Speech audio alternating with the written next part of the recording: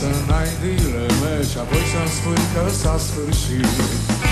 Poate bine faci fără să gândești, iarăși când mă iubești, când mă deșlești să pleci și taci.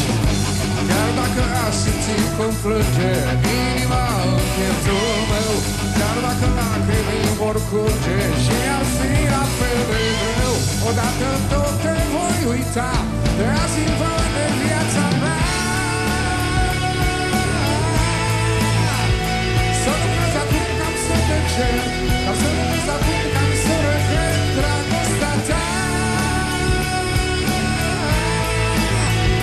Am să iau din nou de la început și am să uit ce tare m-a durut.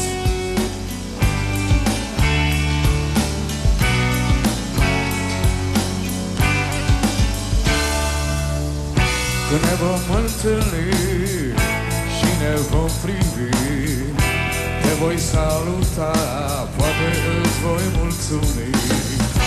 Văd în urma mea tot ce s-a întâmplat cu tine, am să las să-ți fii mai bine locul pentru altcineva.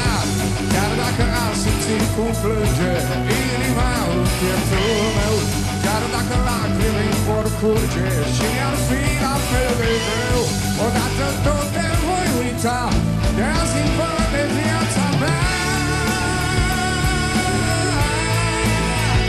Să nu crezi acum că am să te cer, dar să nu crezi acum că am să regret dragostea ta. Am să iau din nou de la început, cât de tare m-a durut tăcerea ta. Să nu crezi acum că am să regret, dar să nu crezi acum că am să regret dragostea ta. Am să iau din nou de la început, cât de tare m-a durut.